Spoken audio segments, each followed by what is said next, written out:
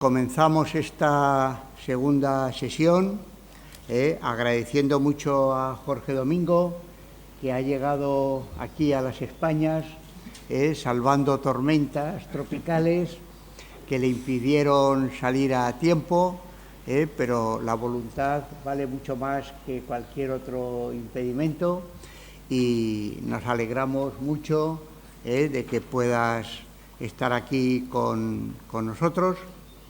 Como explicábamos, en estos encuentros que venimos organizando bajo el patrocinio y el apoyo de Juan Antonio García Galindo, Manuel Ángel y yo, además de dedicar sesiones a algunos de los pensadores, escritores, creadores, científicos, científicas, pensadoras, etcétera, hemos dedicado también unas sesiones a mostrar las características de los principales lugares donde fueron a parar los exiliados de la Guerra Civil Española del 39.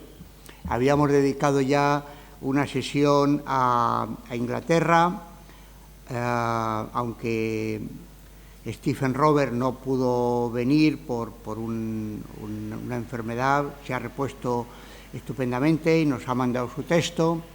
La antigua Unión Soviética, Puerto Rico.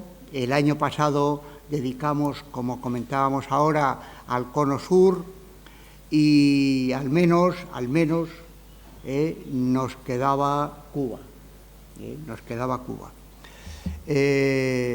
Y tenemos la enorme fortuna de tener con nosotros, con seguridad, a la persona que mejor conoce y ha estudiado y ha escrito sobre el exilio español en Cuba. Jorge Domingo es un excelente investigador, es un excelente también escritor. Ha dedicado mucho tiempo a los escritores españoles del 39, pero sobre todo, y esta es la razón fundamental, tiene un excelente libro sobre el exilio español en Cuba, que para mí tiene dos virtudes, se lo comentaba ayer a Alberto. Una, que no convierte el exilio del 39 en una burbuja aislada de lo que hubo antes y de lo que ha habido después. Toda la primera parte tiene un estudio minucioso de las relaciones entre España y Cuba que explican por qué buena parte de los exiliados fueron a Cuba.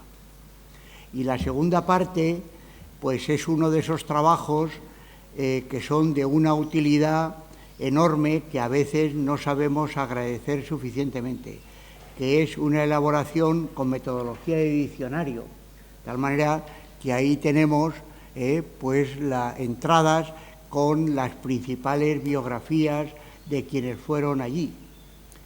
Son ese tipo de trabajos donde cada línea se escribe a peso, porque dice que nació tal día, parece que eso está, hay que buscarlo, hay que documentarlo, y ahí es un libro bien gordito, que leí hace ya algún tiempo, que aprecio mucho, y por eso cuando se planteó este workshop, pensamos que Jorge Domingo Cuadriello, hijo a su vez también de un padre que marchó a Cuba, me comentaba esta mañana que tiene dos hermanos en Asturias, así que él mismo también encarna en buena medida esta continuidad, ¿verdad?, entre el exilio y el presente, que es uno de los aspectos que queremos subrayar en estos encuentros.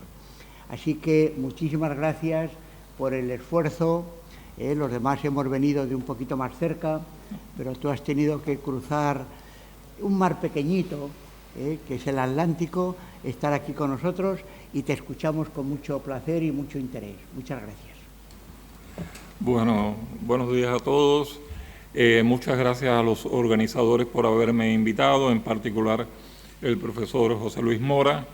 Me siento muy complacido de haber podido volver aquí a Málaga. Y como ya ustedes sabrán, voy a abordar el tema del exilio republicano español en Cuba, el tema fundamental que les voy a exponer.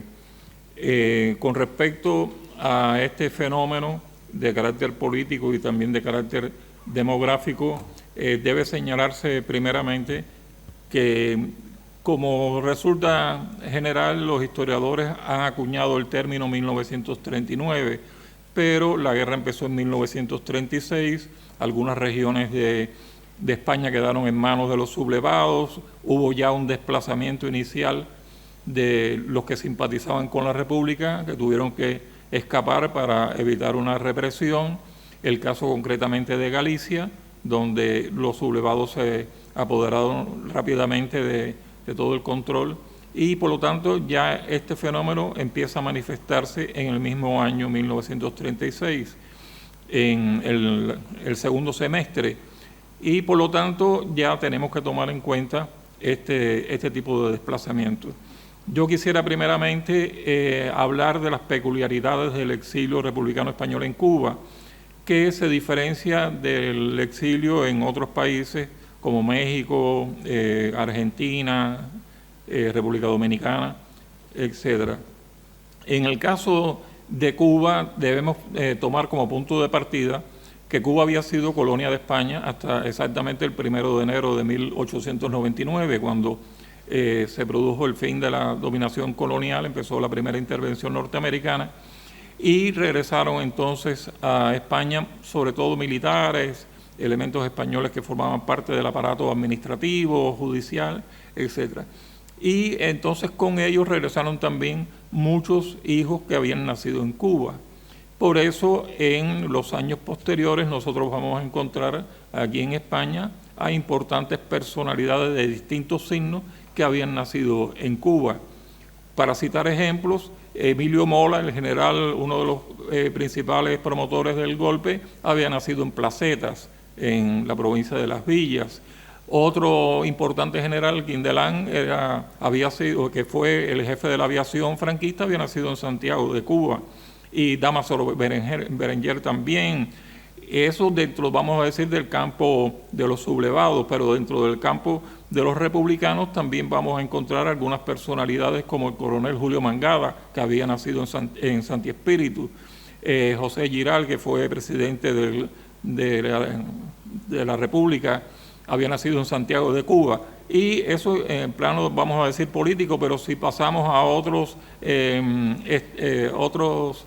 aspectos, la famosa actriz Catalina Bárcena había nacido en Cienfuegos, el ensayista y traductor Ricardo Baeza había nacido en Bayamo, y Alberto Insúa, que fue un narrador muy popular en los años 20 y hoy me parece que está justamente olvidado, había nacido también en La Habana. Quiere esto decir que había un componente muy grande de españoles que tenían sus orígenes cubanos. ¿Qué ocurrió? Que cuando estalla la guerra, cuando se ven obligados a este desplazamiento, muchos invocaron entonces su condición de cubanos nativos y pudieron entonces, gracias a esa condición, buscar refugio en Cuba.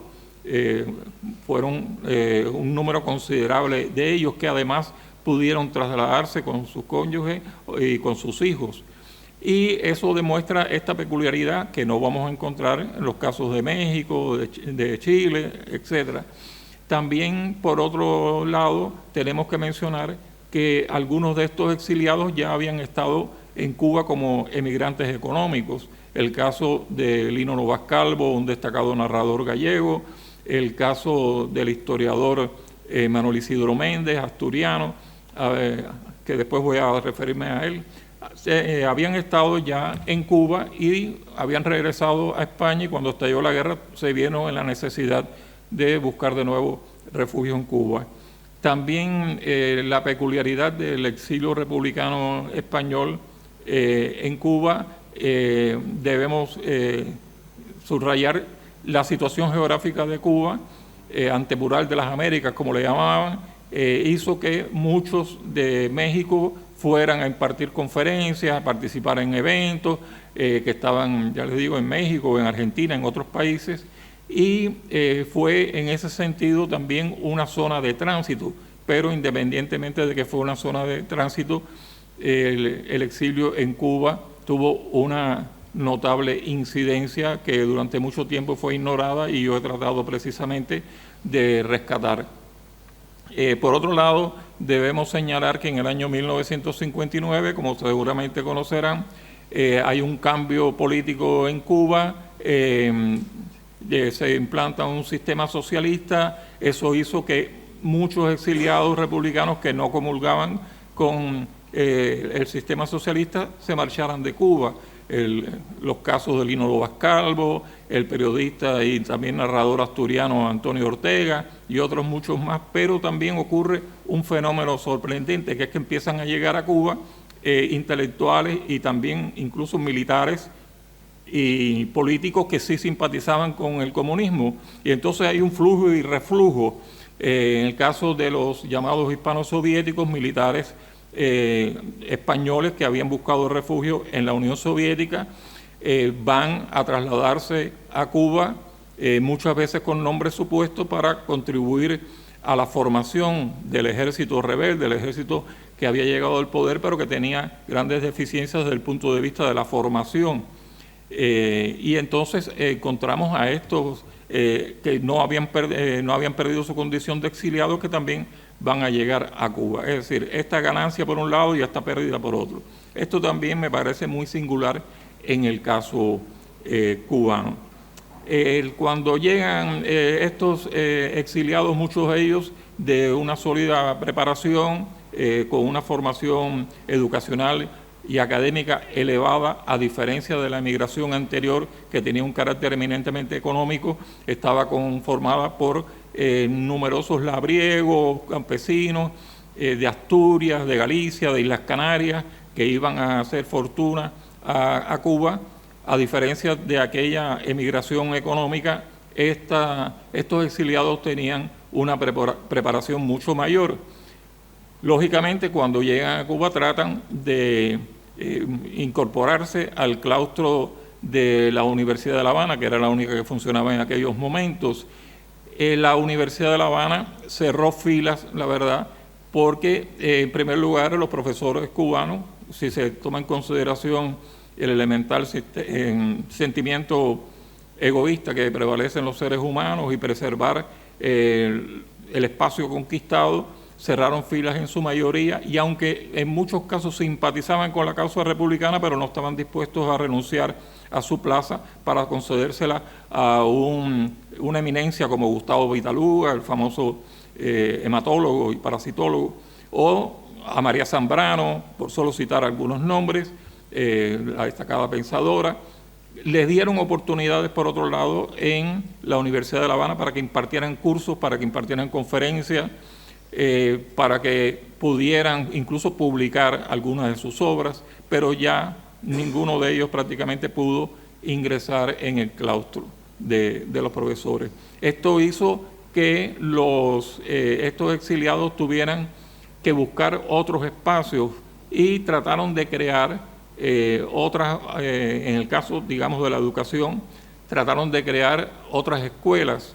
En ese sentido, dentro de los proyectos educacionales hay que señalar la creación ya en el mismo año 1939 de la Escuela Libre de La Habana, que tenía su fundamentación en el educador Giner de los Ríos y también en un educador cubano, Luis Caballero, del siglo XIX. Inspirados en ellos, lograron fundar esta Academia Libre de La Habana, que logró realizar su trabajo durante 3-4 años. El gran impulsor fue el gallego José Rubia Barcia, pero al final fracasó. Y entonces muchos de estos exiliados tuvieron que buscar otros espacios para poder impartir conferencias, impartir sus conocimientos, y en ese sentido lograron inscribirse en algunos espacios como la Institución Hispano-Cubana de Cultura, en el Liceo en el Lawn Tennis Club, que también fue un escenario para que pudieran impartir numerosas conferencias y cursos, y así ir canalizando estos conocimientos que ellos poseían. En el caso, les decía el caso de la universidad, pero por otra parte debemos subrayar que la inmensa mayoría del pueblo cubano simpatizaba con la causa republicana. Los cubanos eran muy sensibles a la política, sobre todo a partir del año 1933, cuando fue derrocado el régimen de Machado, y existía un sentimiento de rechazo hacia los militares, sobre todo a partir del año 1933, cuando toma en gran medida el poder un grupo de militares muy ambiciosos, y eso por repercusión hacía que rechazaran a los militares aquí en España sublevados. Pero ya les digo, en aquel entonces existía ese sentimiento de solidaridad hacia los republicanos españoles. Como ejemplo, puedo citar, y ya voy a ir, digamos, puntualizando para no hablar solamente de un punto de vista teórico, el testimonio de una persona, de un político conocido, Santiago Carrillo, en sus memorias, cuenta, él estaba en La Habana después que terminó la guerra. Dice: La Habana era en aquel entonces una ciudad muy politizada. Desde el anochecer, aprovechando la fresca, se formaban grupos en el Parque Central y en el Paseo del Prado, en el que ciudadanos de diversas opiniones polemizaban entre sí tanto sobre política interna como internacional. Pese al apasionamiento que ponían en sus parlamentos, los debates se mantenían en una atmósfera civilizada. Algunas noches había miles de personas discutiendo de política en los lugares citados. No he visto nada igual en ninguna ciudad del mundo. Fin de la cita. Bien, esto es un indicador de este testimonio, de este sentimiento apasionado que motivó la guerra civil en Cuba. Por eso la investigadora Consuelo Naranjo Orobio llegó a decir que Cuba fue otro escenario de la guerra civil, en uno de los estudios que ella publicó. Por otro lado, ya saben, el numeroso componente español y también de sus descendientes que había en Cuba hacía que el drama de España no fuera una cuestión indiferente. Al contrario, la consideraban muy, muy suya. En el caso que yo les citaba de la Universidad de La Habana, debemos señalar también como una demostración de que había un espíritu solidario con la República la celebración de la primera reunión de profesores universitarios españoles emigrados en el año septiembre de 1943, que fue fruto de un proyecto de Gustavo Pitaluga.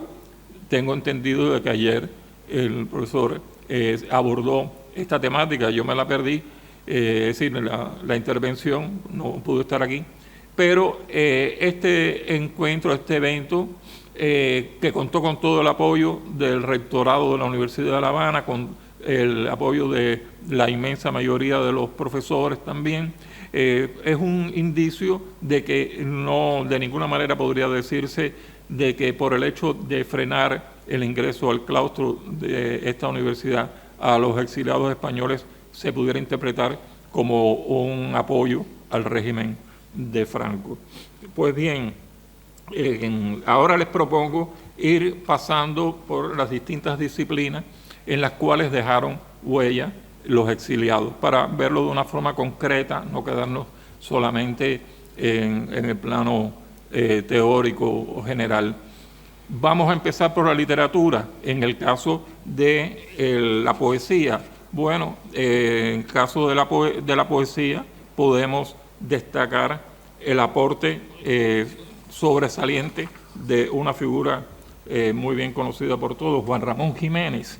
Juan Ramón Jiménez se refugia en Cuba pocas semanas después de empezar la guerra, y aunque es famoso que Juan Ramón Jiménez tenía un carácter, vamos a decir, un poco difícil, sin embargo, en Cuba fue extremadamente generoso, sobre todo con los jóvenes poetas, con José Lezama Lima, Cintio Vitier, Eugenio Florit, autores que después van a realizar una obra muy valiosa a través de sus enseñanzas, también a través del Festival de Poesía que él convoca en febrero de 1937, que se materializó en un libro que se llama así, un muestrario, porque algunos han dicho una antología, no es una antología, y el mismo Juan Ramón Jiménez en el prólogo lo especificó, que era un muestrario. Ya antología tiene un carácter selectivo, y él lo que se propuso fue ofrecer un muestrario. Pues bien, este libro es una de las demostraciones de la presencia fructífera de Juan Ramón Jiménez en Cuba. Impartió conferencias, escribió el prólogo de algunos jóvenes poetas. Todo esto contribuyó en gran medida a desarrollar todo un pensamiento poético en Cuba. Como ejemplos le voy a citar un reconocimiento de Alejo Carpentier.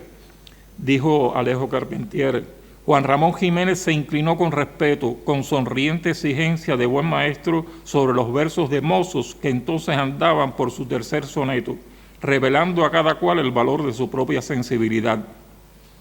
Y hoy toda una generación de poetas ya maduros vive agradecida a Juan Ramón Jiménez por la generosidad, por la bondad de hermano mayor que entonces supo poner en sus palabras de estímulo.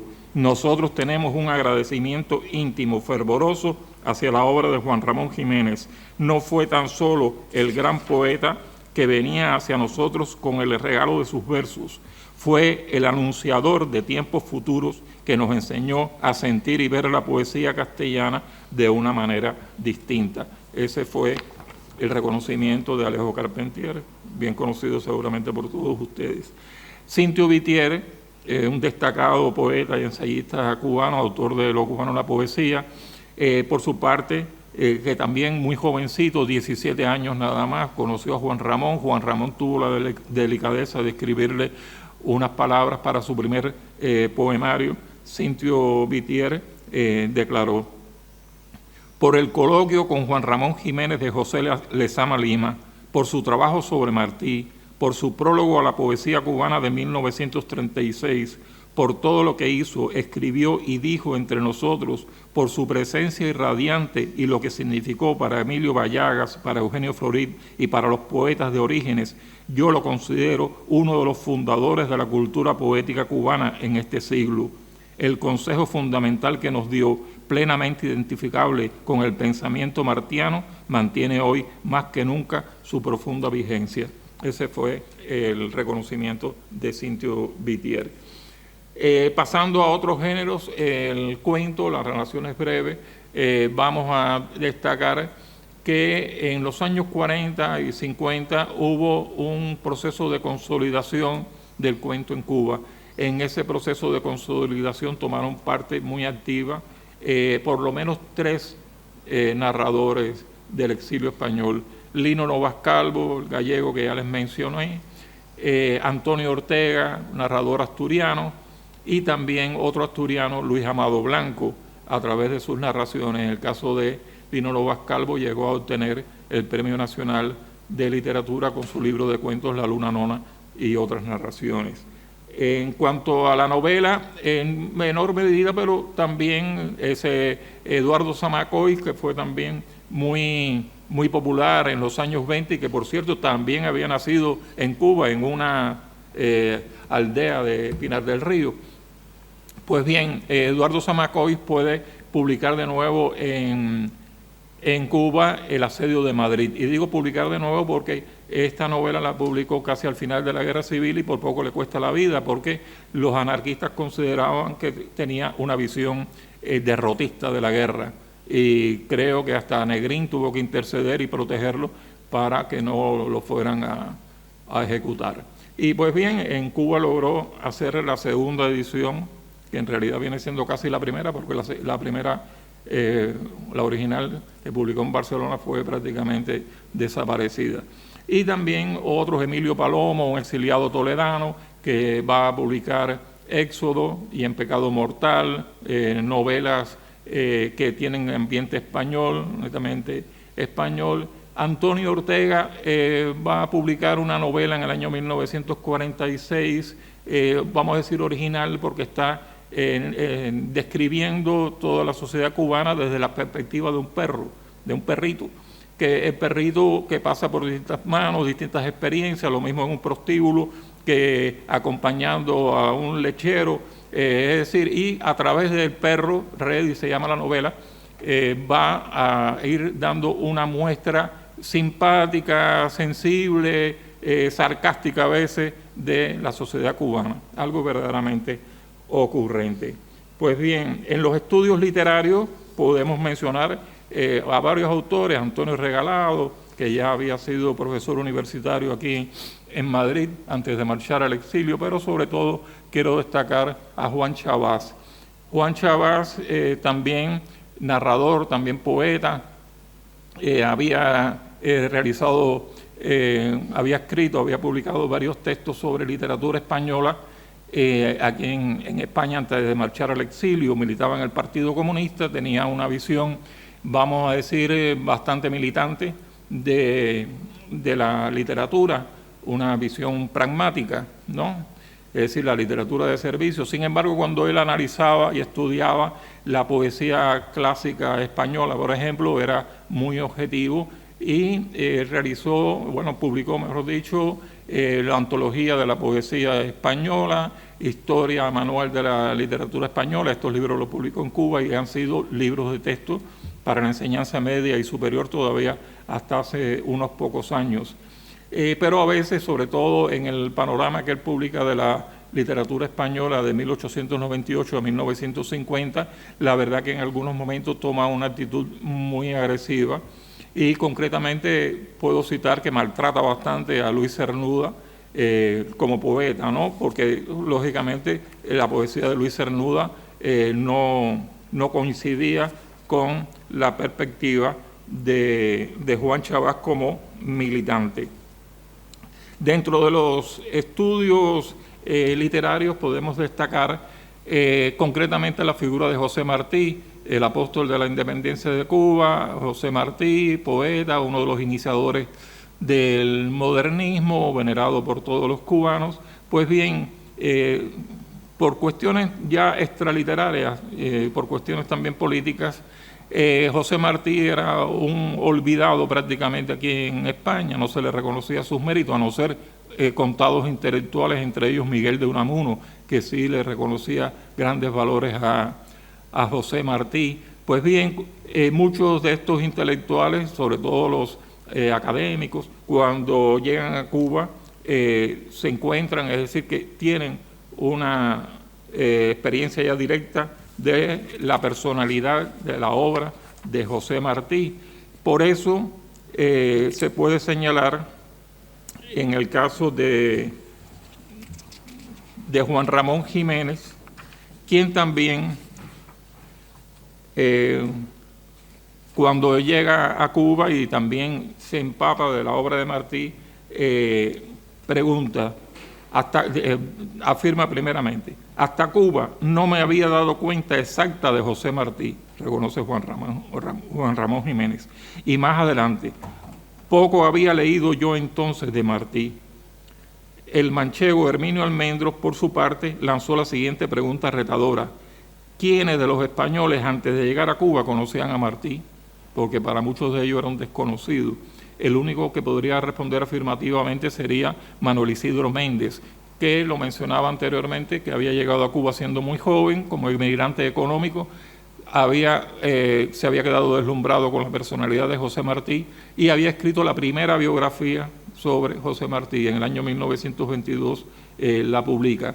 Y entonces, paradójicamente, fue un asturiano, no un cubano, el que publica la primera biografía de José Martí. Y con posterioridad va a publicar numerosos trabajos, libros sobre distintos aspectos de la vida de este autor.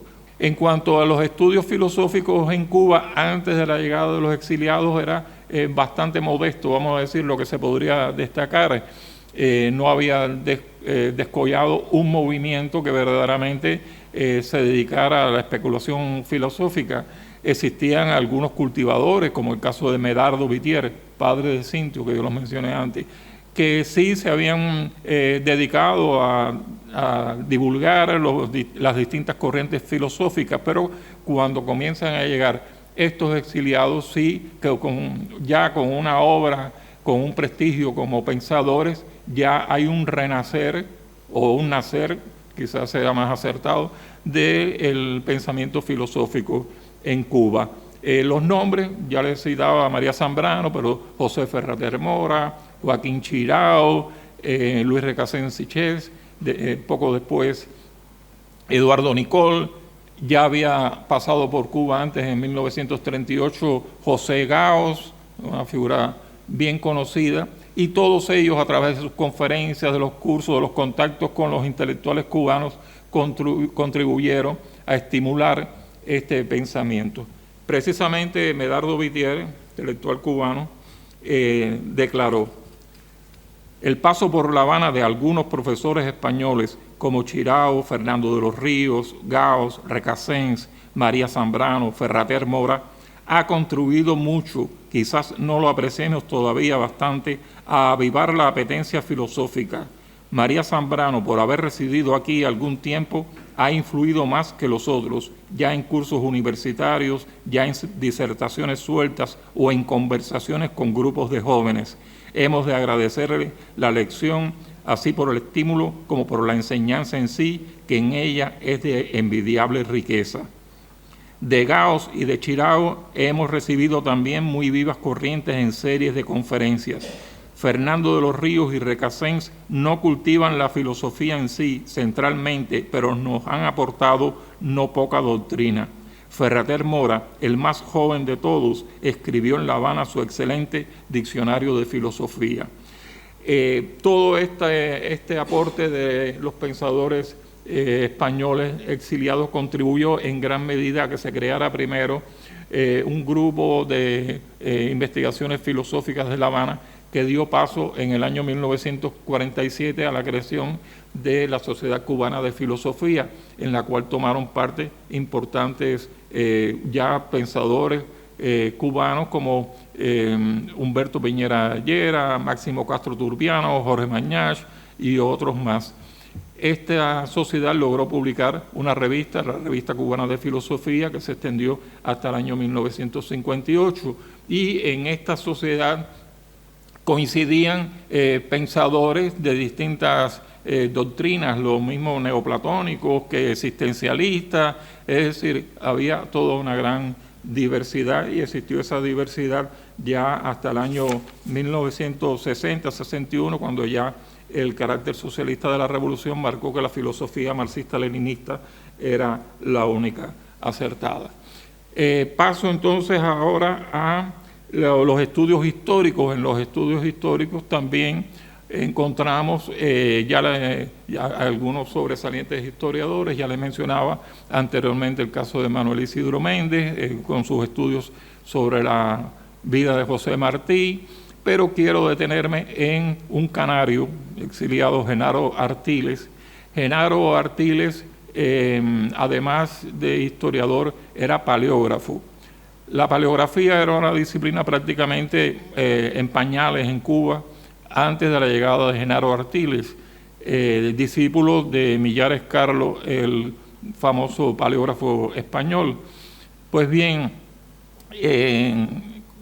poco después de llegar a Cuba, Genaro Artiles dictó varios cursos de 4, 5, 6 meses en la Institución Hispano-Cubana de Cultura sobre paleografía, y puede asegurarse que fue precisamente Genaro Artiles el que creó escuela de paleografía en Cuba, y precisamente a través de sus estudios, de sus investigaciones, pudo transcribir las actas del Cabildo de La Habana, también el índice de protocolos de la Audiencia de La Habana del siglo XVII, de los siglos XVII y XVIII, y hay que agradecerle a Genaro Artiles esta encomiable labor.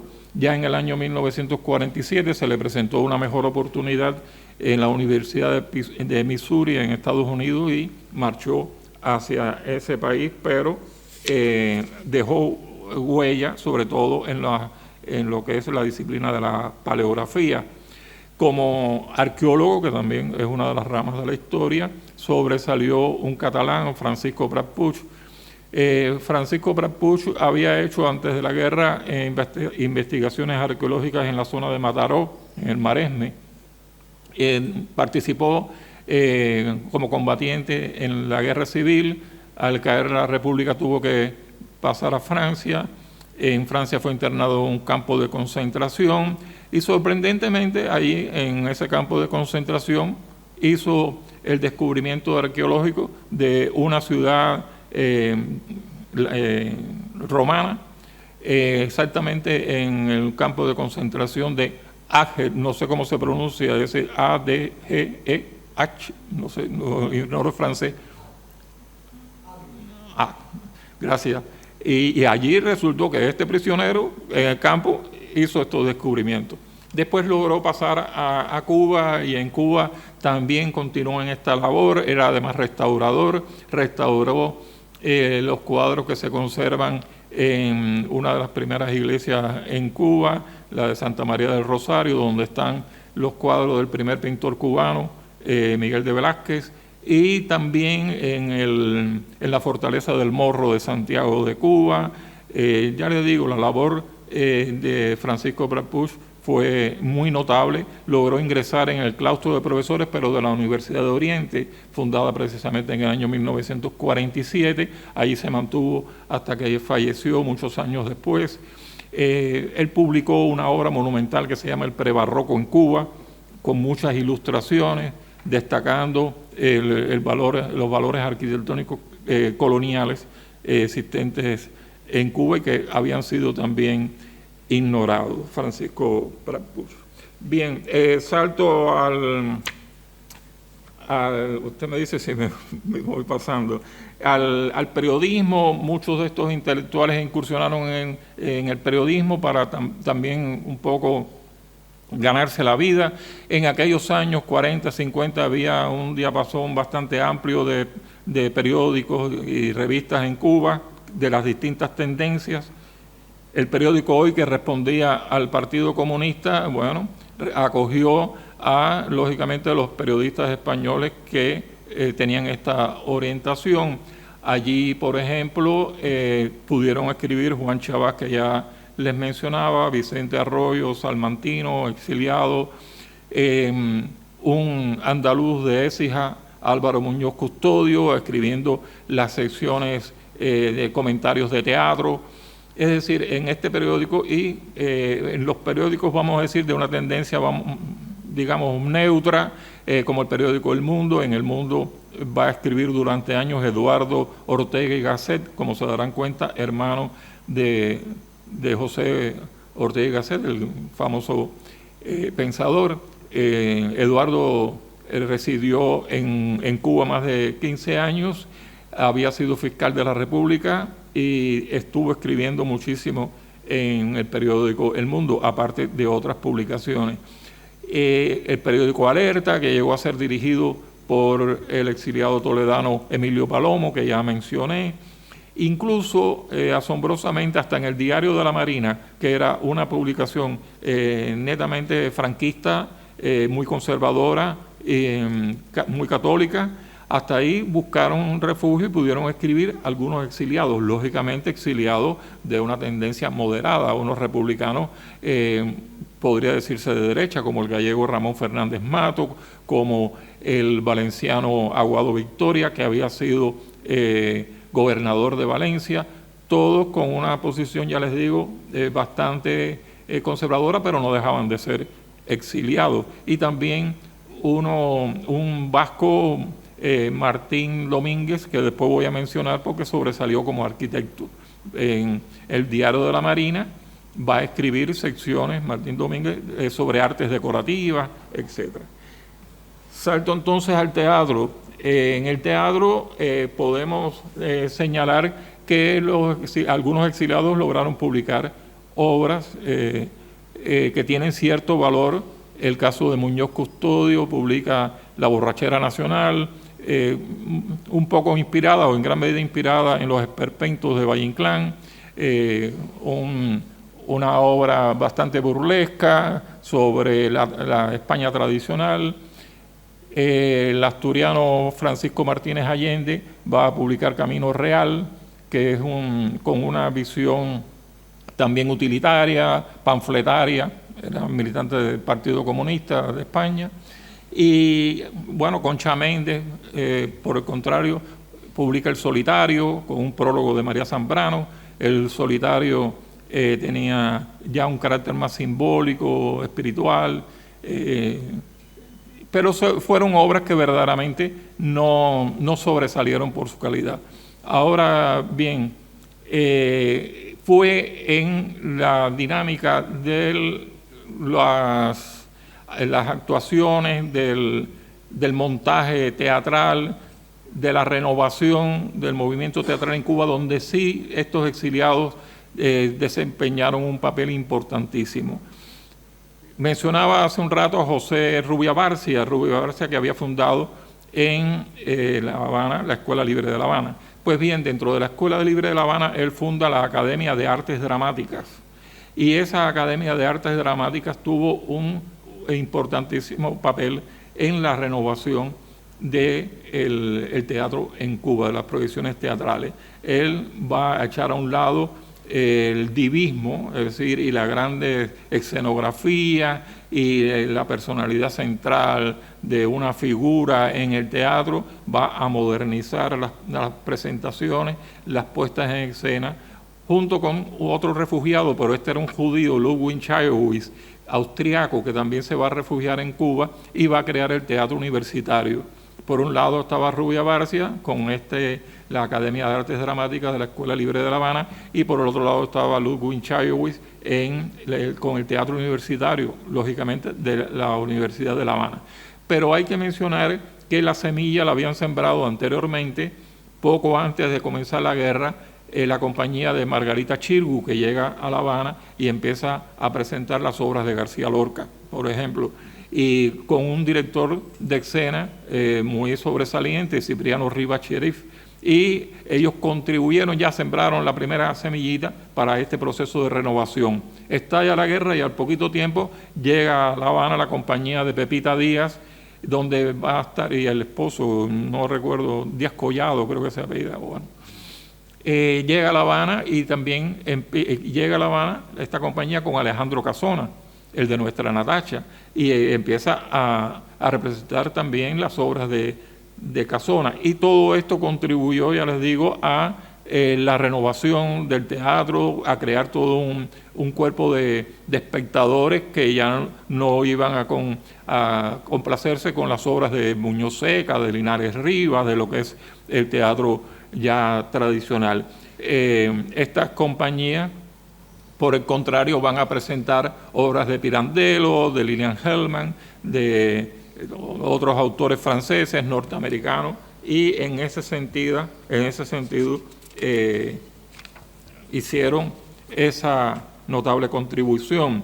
Sobre la Escuela Libre de La Habana, sobre la Academia de Artes Dramáticas de la Escuela Libre de La Habana, la narradora Natividad González Freire declaró: fue la primera institución de su clase en toda América Latina. Esto a lo mejor está un poquito exagerado, pero bueno.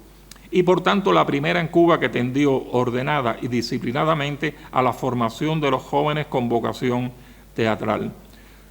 Por su parte, el crítico Valdés Rodríguez, años después, declaró que esta Academia de Artes Dramáticas fue la primera organización teatral habida en Cuba, presidida por una concepción moderna del teatro basada en la presencia rectora del director, en la eliminación del divismo, en la labor de conjunto y dirigida a crear un aparato escénico íntimamente. Y por su parte, Ángel Lázaro, gallego exiliado en Cuba, declaró: Rubia Barcia hizo intérpretes, creó de la nada, calladamente, verticalmente, con ese fervor que no espera satisfacciones exteriores, sino que se nutre de sí mismo, ha logrado poner en pie la primera institución de su clase en América de habla española, para ofrecer una enseñanza completa de educación dramática. Eso con respecto al movimiento teatral. Si me voy pasando, me lo dice, porque 10 minutos, bien. porque esto, como decimos en Cuba, es como meter La Habana en Guanabacoa, es decir, condensar todo esto. Bueno, les mencionaba, si vamos a la radionovela, que entonces en los años 40, 50 en Cuba tuvo una gran importancia, radionovelas, que se hicieron muy famosas, como El Derecho de Nacer, que fue llevado al cine en México. Bueno, ahí encontramos también a una figura sobresaliente, un exiliado vallisoletano, Leandro Blanco Curiese, que se va a hacer muy famoso con la radionovela Ave sin nido, La que murió de amor, ya les digo, radionovelas, por supuesto, de carácter sentimental.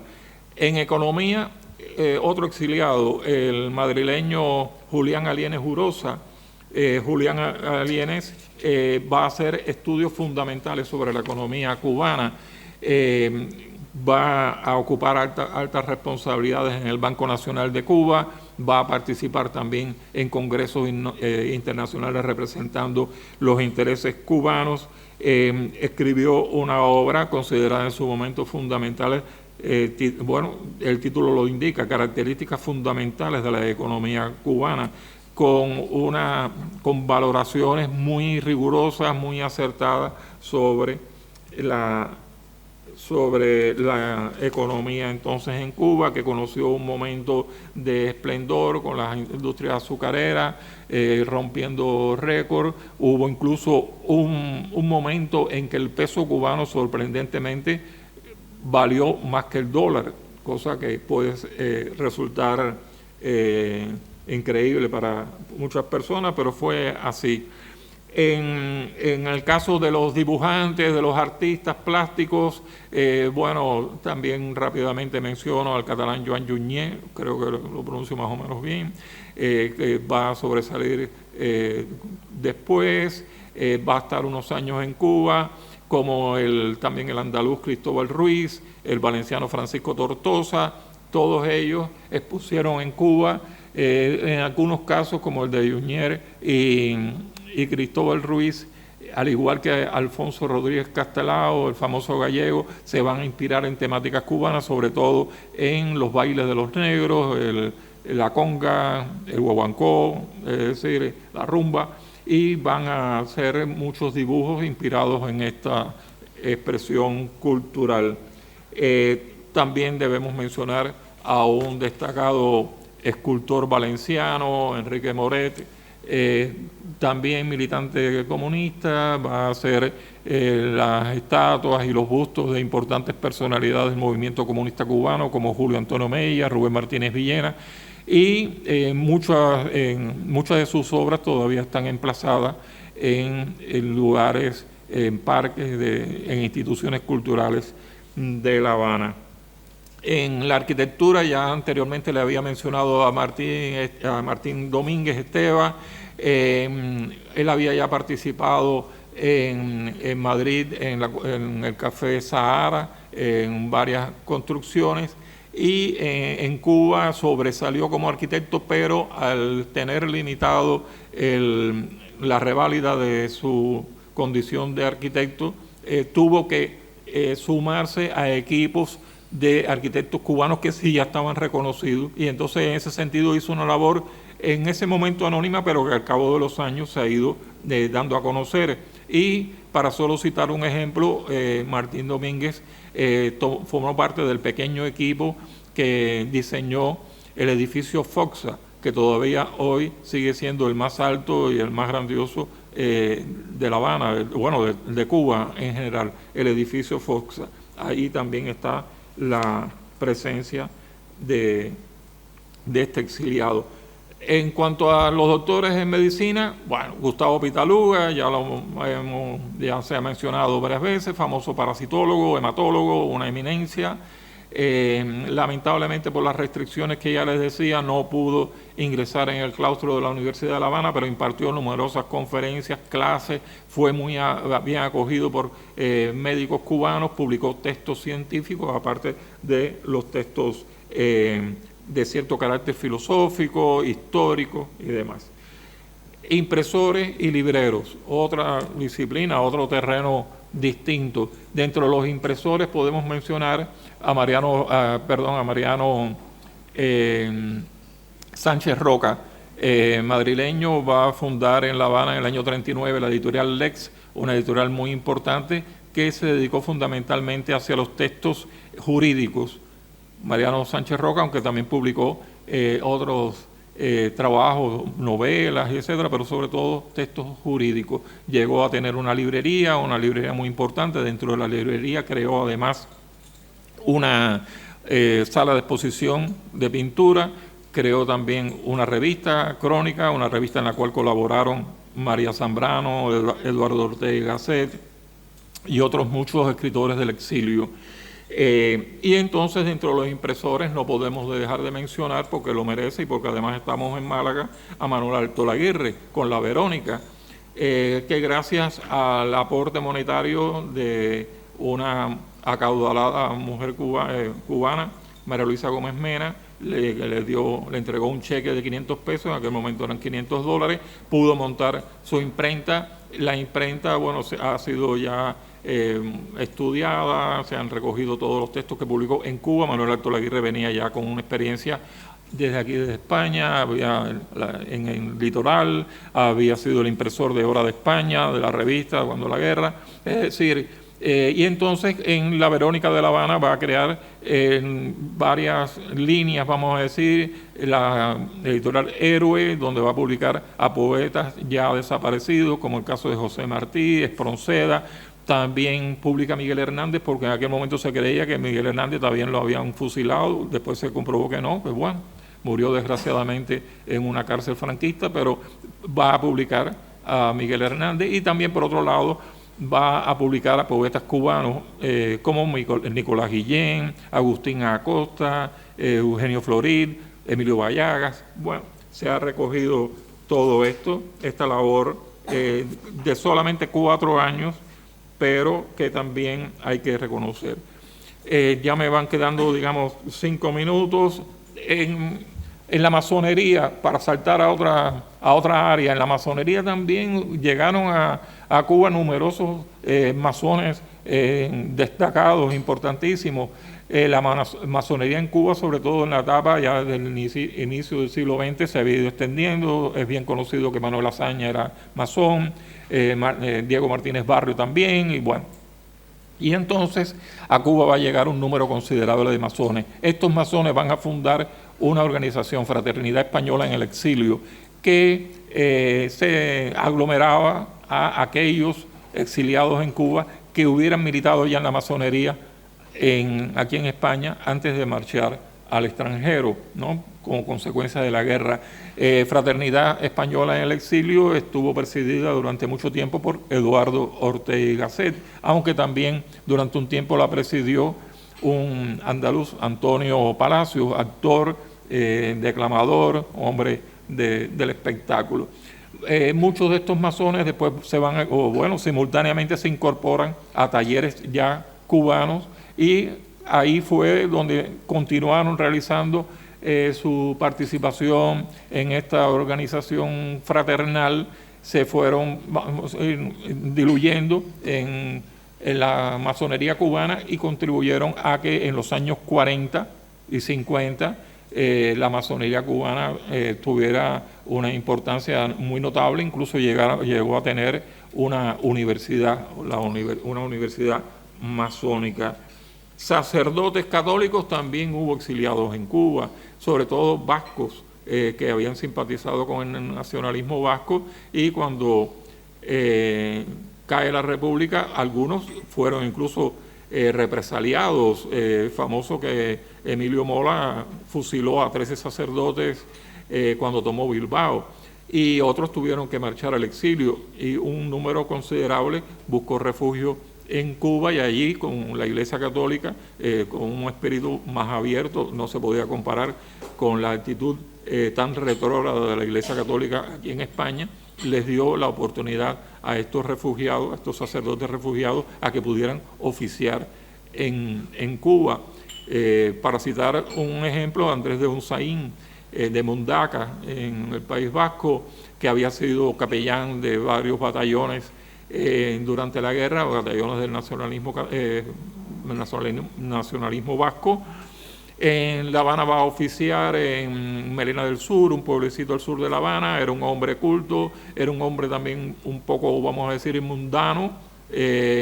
Fue muy amigo de Hemingway, Ernest Hemingway. Era punto de visita constante en Finca Vigía. Hay fotos donde se ve a Hemingway short, es decir, con un vaso evidentemente de whisky, al lado el padre Unzain con un vaso, me atrevo a asegurar que no era agua, exactamente lo que tenía.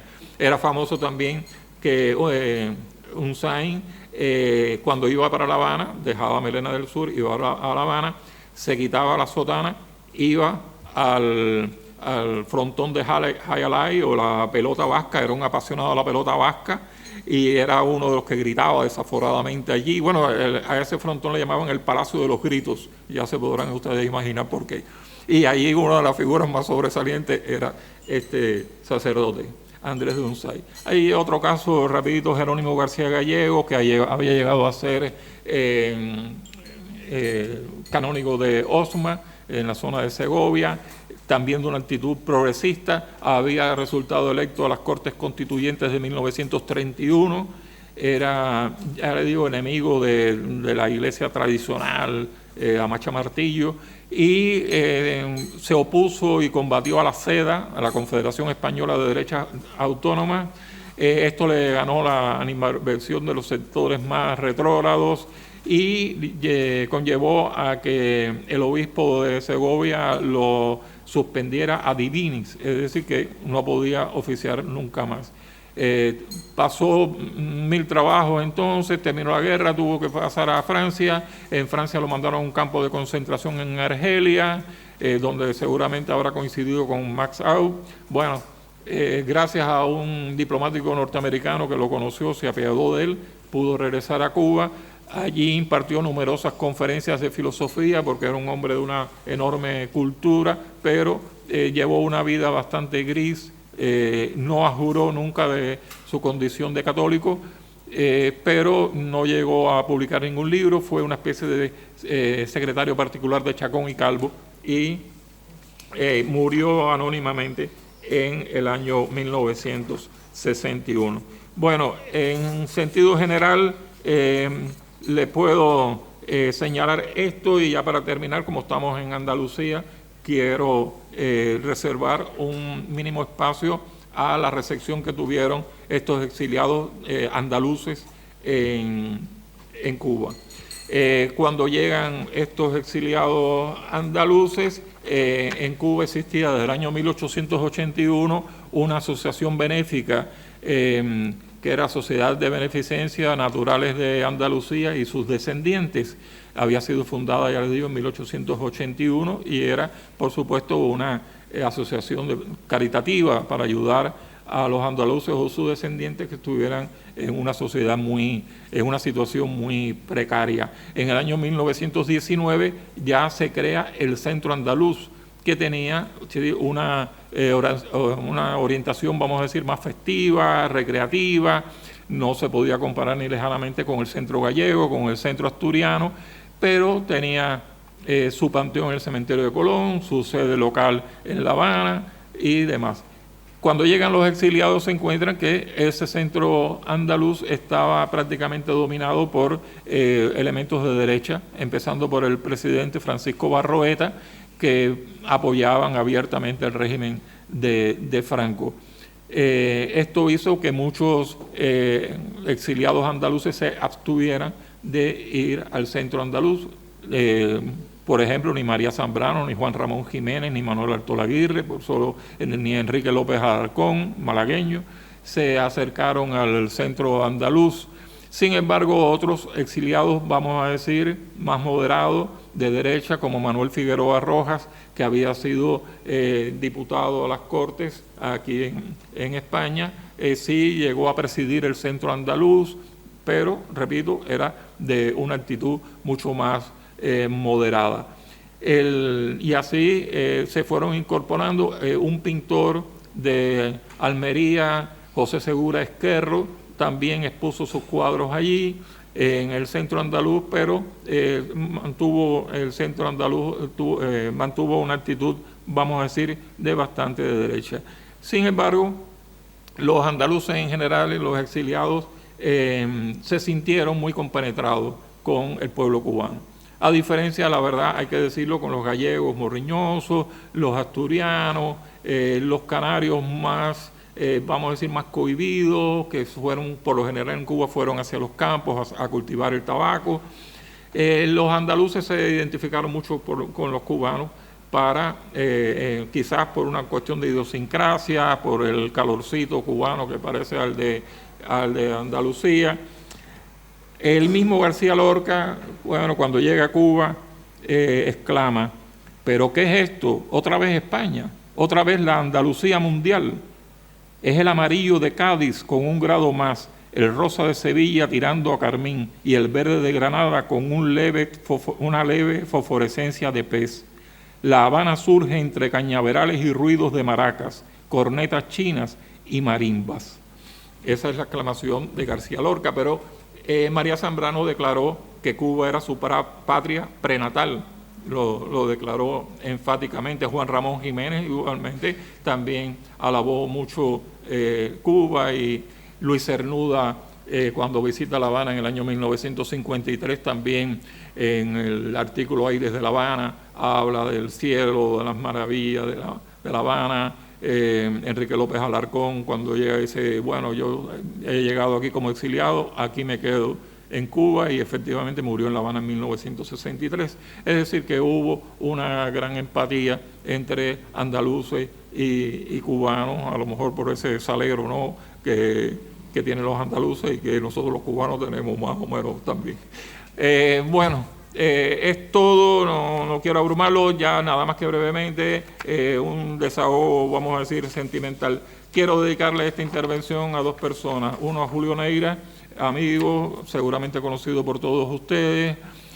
Lo conocí hace ya casi 20 años, cuando el centenario de Manuel Alto Laguirre, un evento que se hizo en la Residencia de Estudiantes en Madrid, y después aquí también en el Centro Cultural de la Generación del 27 en Málaga. Después lo ayudé a su libro sobre Manuel Alto Laguirre, impresor. Tuvo la gentileza de confiar en mí para que yo me encargara de un número del Maquinista de la Generación dedicado a Cuba, a la cultura cubana. Ahí colaboraron varios escritores cubanos, también ensayistas, investigadores literarios, pintores, y quiero, bueno, en reconocimiento a su memoria, hacerle este homenaje. Y la otra persona a la que quisiera homenajear es a mi padre, Ricardo Domingo González, asturiano. Y ustedes preguntarán: bueno, ¿y por qué a este asturiano? Les explico brevemente. Mi padre, a los 21 años, allá en la Asturia Profunda, en la aldea donde nació, se incorporó voluntariamente a la defensa de la República al poco de estallar la guerra. Se presentó en el ayuntamiento, combatió en el Frente Norte, fue herido, hasta se recuperó, volvió a combatir. Cuando cae el Frente Norte en octubre de 1937, trató, como otros muchos ingenuamente, de buscar refugio en Francia, pero era prácticamente imposible. Tenían que pasar por Cantabria, tenían que pasar por el País Vasco, ya todo estaba en control de los franquistas. Fue capturado, pasó por varias cárceles, la Cadellada de León, en Burgos, con un frío tremendo, y al final fue juzgado y condenado a trabajo forzado. ¿Y a dónde lo mandaron? Pues aquí a Torremolinos, que está muy cerquita de aquí, a trabajar en el campo, en la pista de aterrizaje. Y aquí estuvo 3 años hasta que le dieron la libertad limitada. Pudo regresar a Asturias, casarse con mi madre, nacieron mis 2 hermanas mayores, se fueron a Cuba, en Cuba nací yo. Quiero dedicarle también entonces a mi padre, que conoció la Málaga, de venir del frío de Asturias aquí a Torremolinos, una diferencia notable para un asturiano. Quiero dedicarle esa palabra a él. Gracias.